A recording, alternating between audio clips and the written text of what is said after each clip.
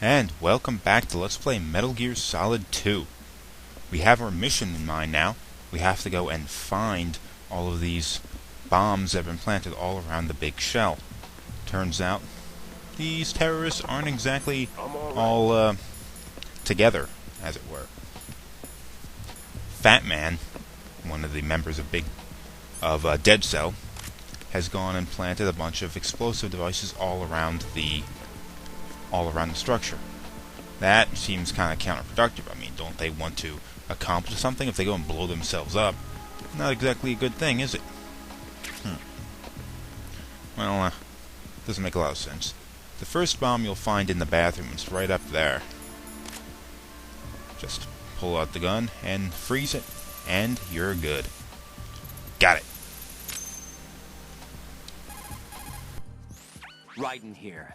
I took care of the C4 in Strut C. The ceiling of the women's bathroom was set to blow. That's not like him. Anything wrong? Maybe. Pliskin's reported other locations too, and none of them are effective demolition points. What do you mean?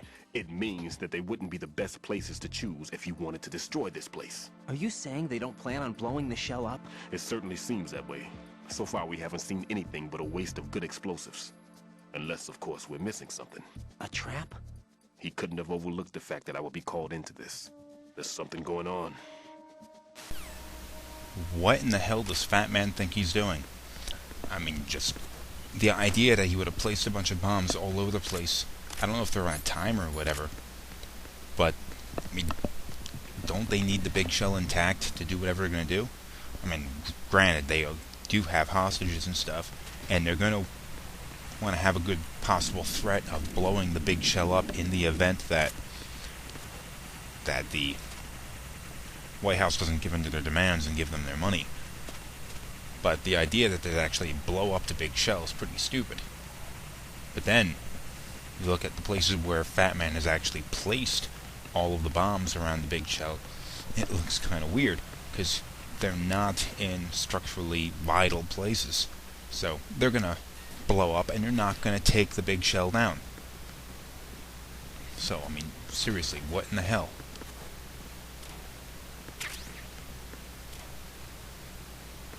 Now, here's something that's new. Through the majority of this game, up until now and in the future, you'll find that there is not an enormous amount of time in between the plot points, where the game takes over and it's more like you're watching the game rather than playing it. This doesn't happen that often. Oh, that's not good. Take him out.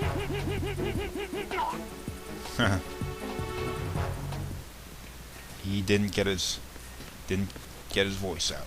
Good. Don't have to worry about him. All this blood's here. You think they would have cleaned it up or something? Oh, screwed that up.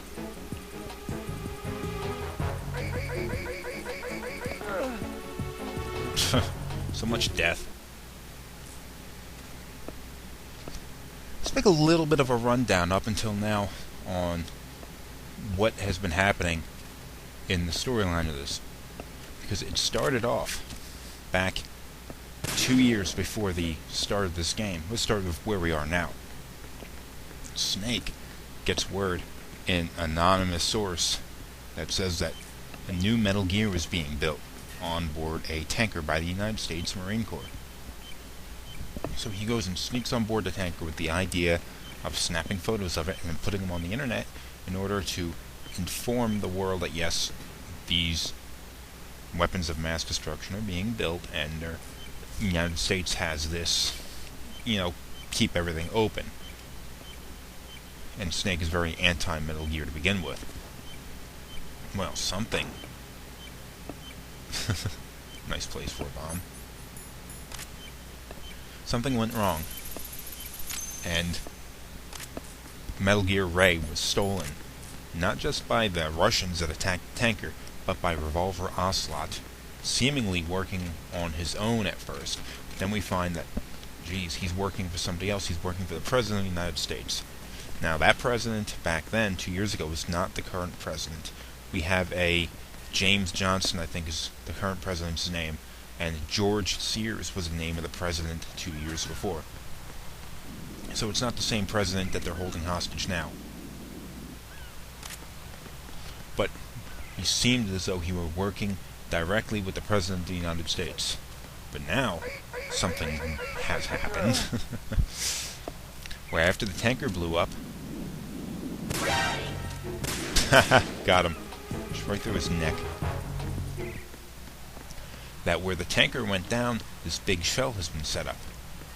And the president is here, the new president is here, but all these terrorists, including an individual claiming to be Solid Snake, is here, threatening to blow it all up for money. Something really weird about this. Not to mention the fact that Revolver Ocelot, who, when he stole the tanker, was aware of Snake's presence there. Weird. He was there, he was aware of Snake's presence, he took photos of him with the cipher, he did all of that stuff. But did very little to stop him. And then afterwards, the whole tanker exploding thing was blamed on Snake.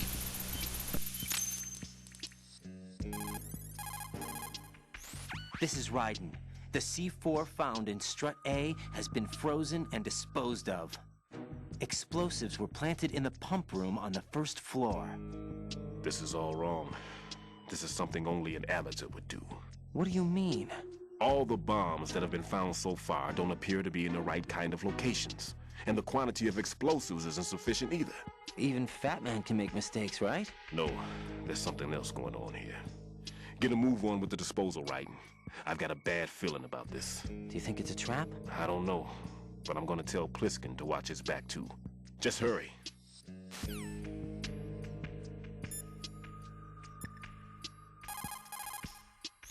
What can I do for you, Jack? See ya. Jack, do you need to save? Well, the terrorist that takes over the Big Shell claims to be Solid Snake. He's clearly not, because I cannot imagine Solid Snake going and doing something so messed up. Not only that, we run across this Lieutenant Junior grade named Iroquois Pliskin that goes and was quite obviously Solid Snake himself. He's fighting against the terrorist. So, obviously, there's no chance that Solid Snake himself is with the terrorist. So that brings up the question, who the hell is this guy pretending to be Solid Snake? Who the hell is pulling the strings here? Is it Ocelot? Because, well, he always seems to have something up his sleeve. Oh, that's bad. Well, that dude showed up pretty quick.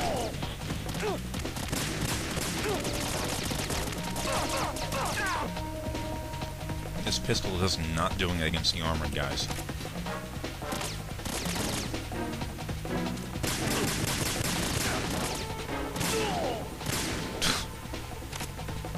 I should run away instead of trying to fight them. Now let's look back to these. Oh, over here you will find the M9, like what Snake had used back during the tanker mission. It's an M9 modified to fire tranquilizer darts. It's also silenced, so it's a really quiet weapon. Let's go back to these Dead Cell guys, because they are, well, they're appear to be either the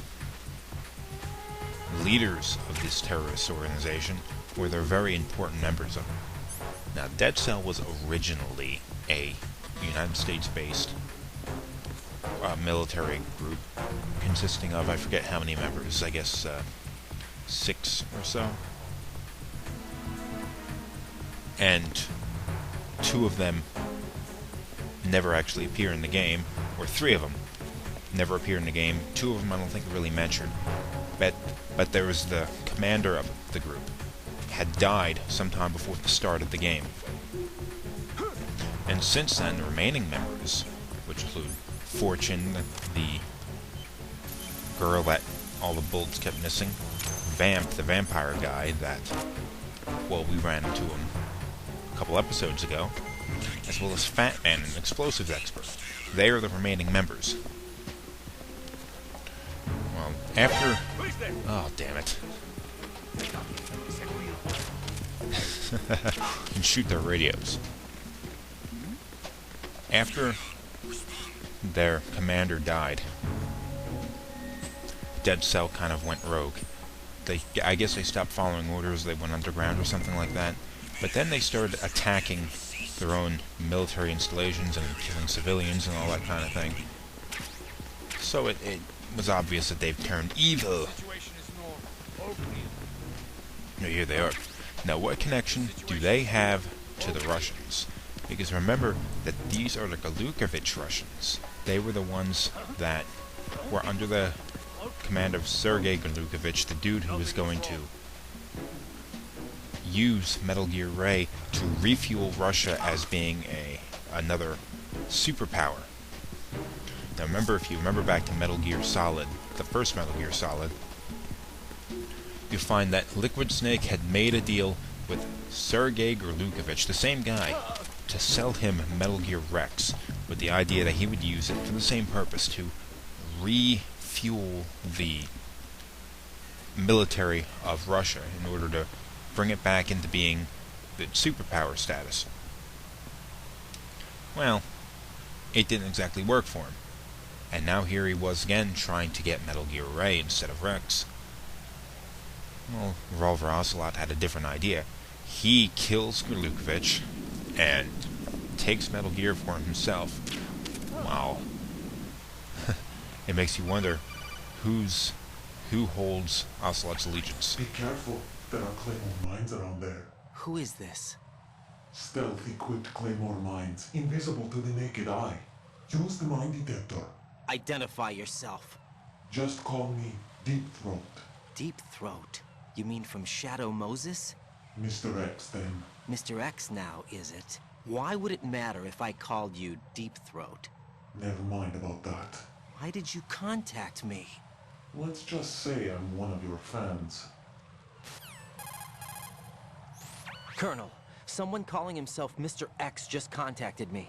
Do you know anything about it? No. And whoever it wasn't a burst transmission. The transmission was sent from within the big shell. He called himself Deep Throat at first. Do you think... I caught that part too. But the possibility of it being true is none. Gray Fox was the one who used that alias in Shadow Moses, and he's dead. Is it an enemy trap?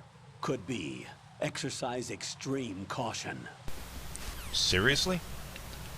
This holds very similar to what had happened in Metal Gear Solid, where Snake had encountered an individual calling himself Deep Throat, which was the alias that Mark W. Felt, the guy who informed on the Watergate scandal involving Richard Nixon decades ago, used.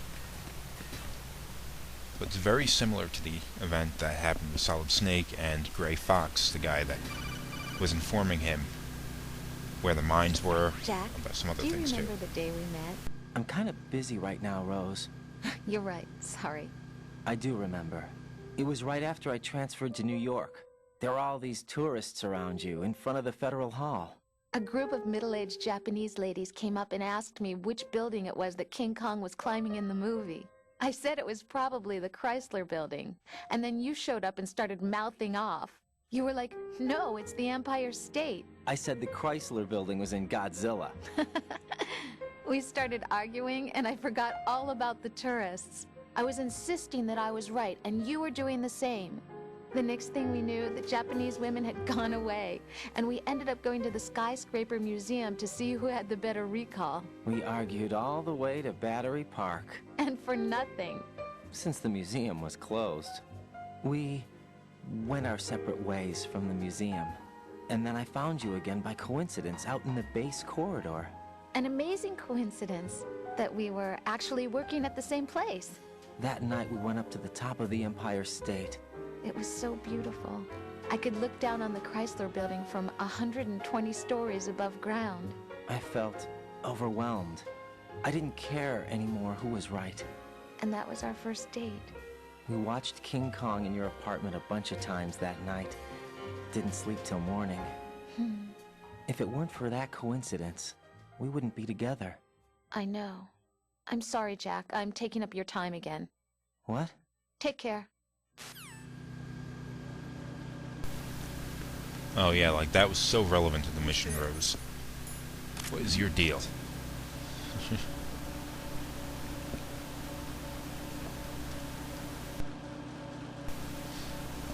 Now what I want to know, what I really want to know, is why the Gurlukovich soldiers are here.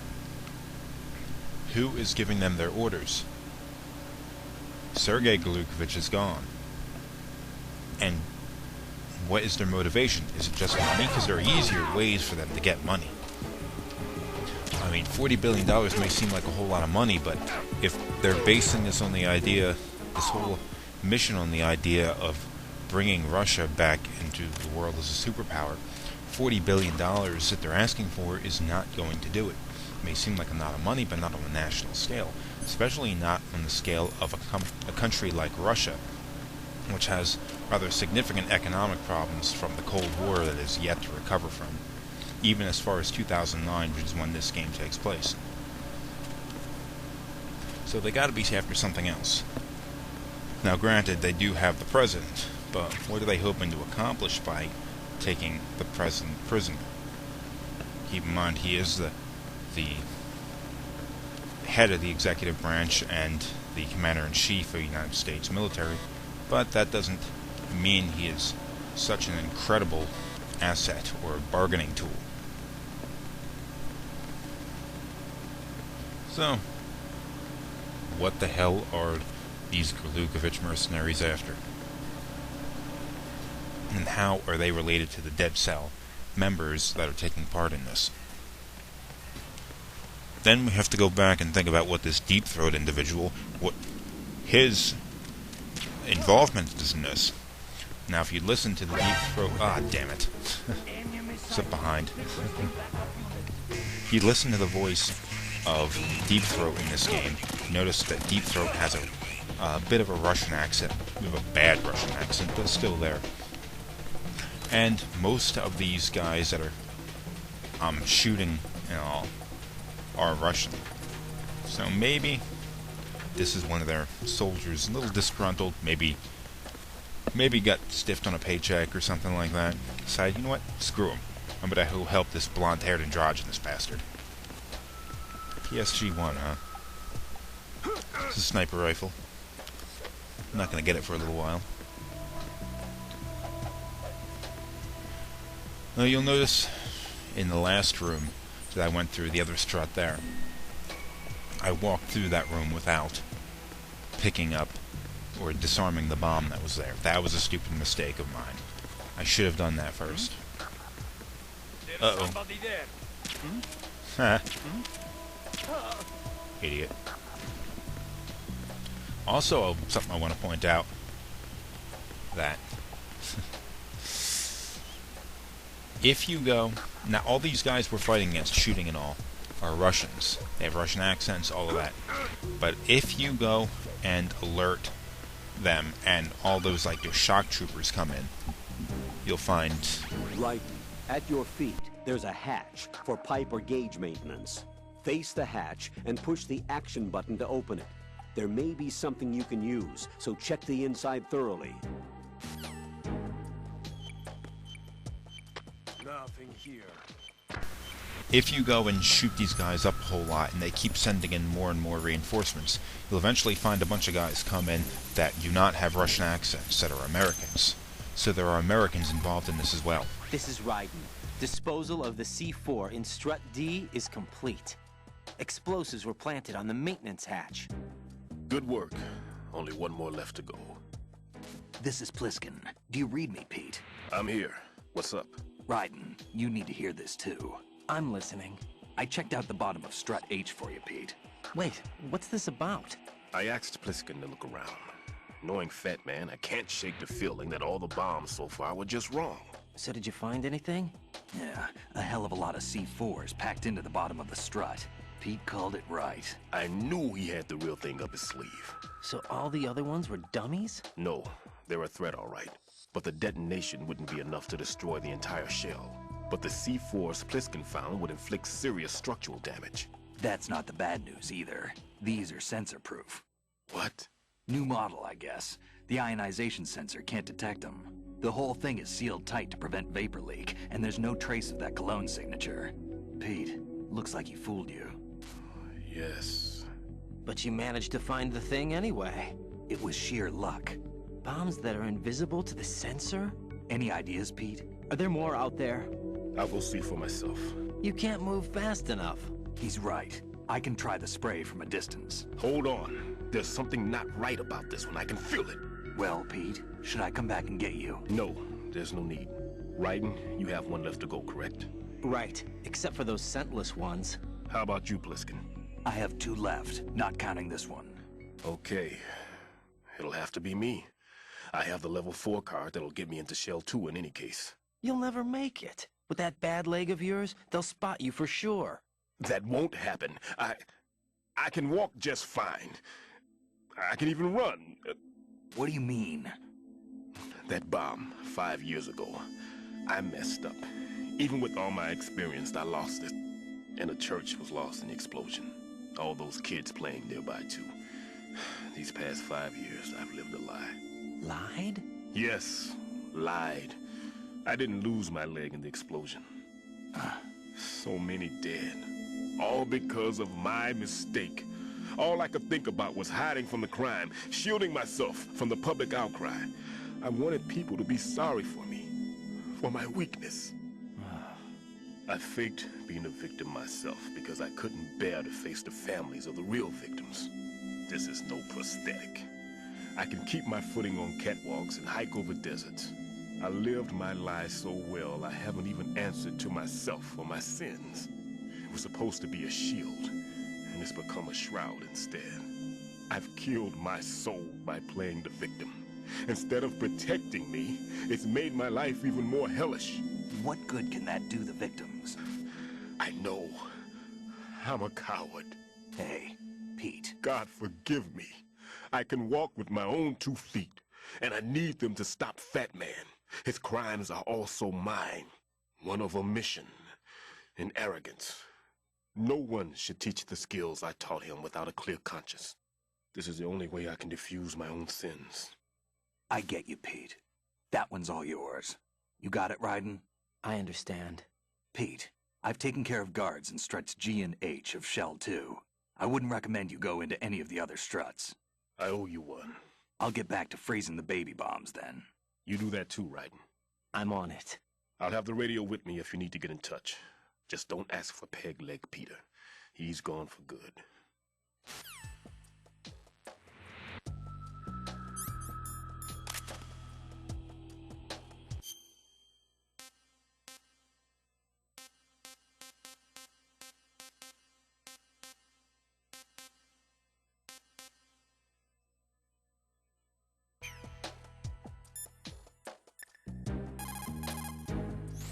What can I do for you, Jack? I can't believe it. Stillman's prosthetic leg was all a big lie. Don't be too hard on him, Rose. But he's got no right to go around pretending he's got a prosthetic leg. That's an insult to people who really can't walk. Everyone's got their own reasons. Sometimes you've got no choice but to lie. You're right. I guess it is necessary sometimes. Rose? It's nothing. Well, see ya.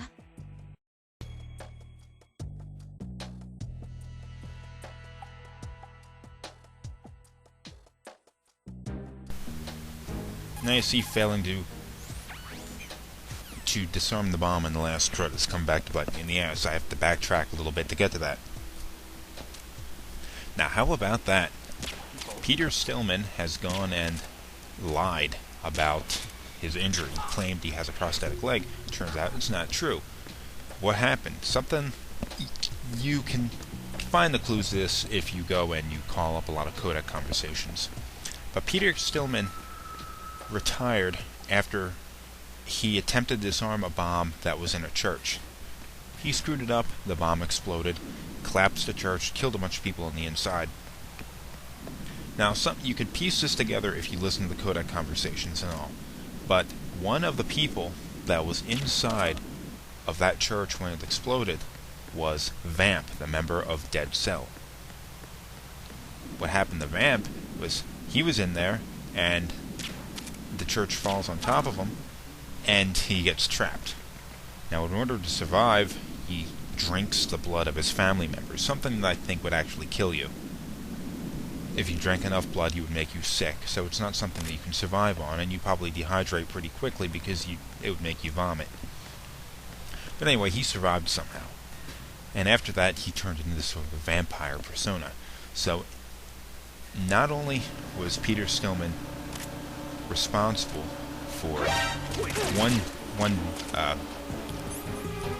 Deep Cell member, Fat Man, training and all that, he's also responsible for Vamp in a certain kind of indirect way. Ah, sucks. These guys are everywhere. Something you can do when taking these guys down is use the M9. Now, it may seem crazy because the M9 is a weapon you can only fire one shot at a time. It doesn't kill the enemy, and it sometimes takes a while for it to take effect. But hear me out. This is my method behind the madness. If you use the M9 in an alert phase, you shoot a guy, he gets taken down, he falls asleep.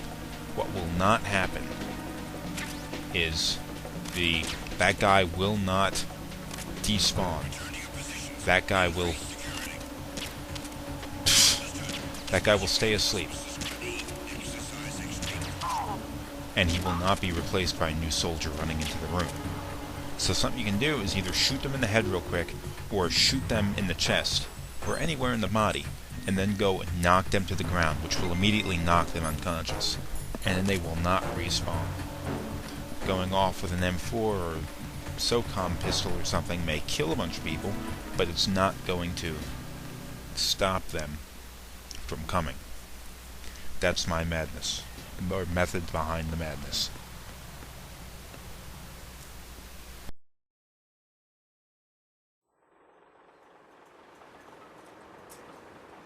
I've taken care of that annoying fly. What's the situation over there? Puzzling. I saw a man dressed like a ninja just now. Ninja? It's the only way to describe it. A kind of cyborg ninja, complete with a sword. What? Are you hiding something from me? Olga, are you sure it wasn't an Arsenal Tengu? Don't be a fool. Think I wouldn't know the difference? I've never seen field gear like that ever. All right, we'll intensify patrols. Anything else? Actually, one more thing. You'll find it hard to believe, though. I saw a man hiding under a cardboard box. Where? On the connecting bridge to Shell 2. So you believe me this time? I've seen someone use that box trick before. We'll lay a trap on the Shell 2 connecting bridge. Over and out, then. Freeze! You must be one of Dead Cell. Of course not. What a thing to say. Drop your gun! Not a chance. What, seriously? That's your method of escape? Not only was it ridiculous, it worked.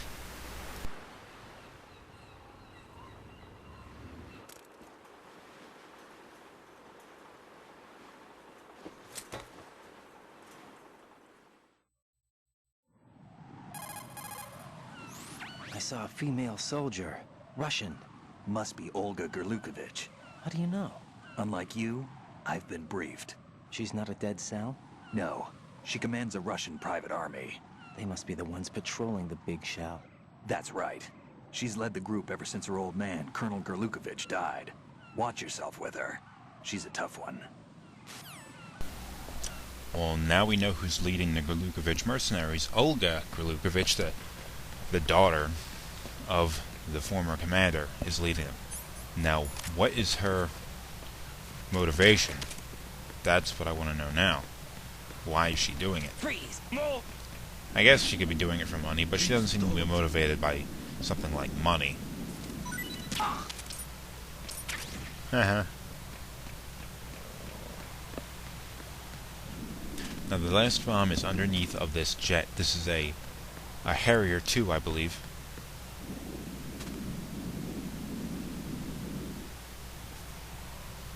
If I were Raiden, I'd find some way of disabling it. Okay, the bomb was right there, but for some reason I didn't see it. Because I'm blind, apparently.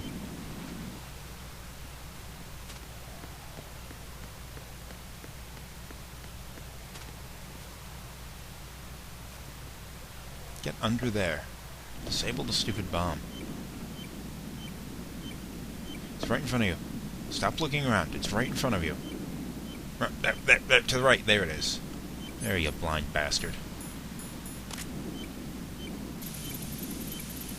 All that would ever do is destroy your own jet.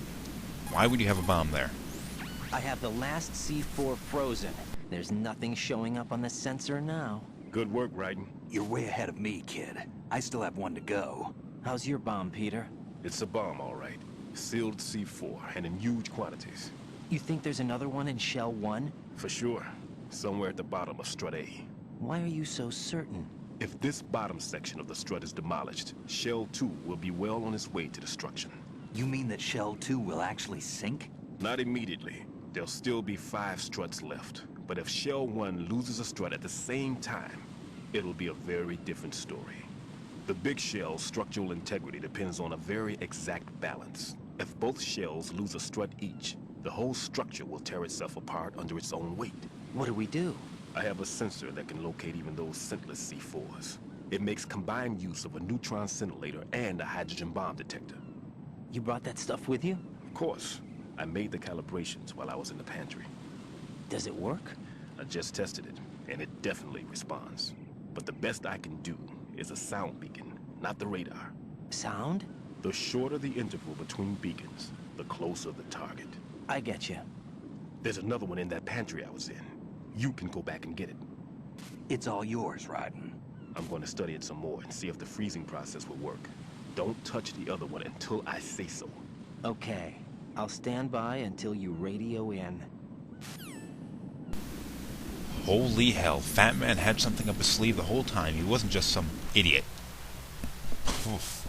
Well, I don't know how that's going to turn out. It's going to have to end up in the next episode since this one's run too long. So, see you then.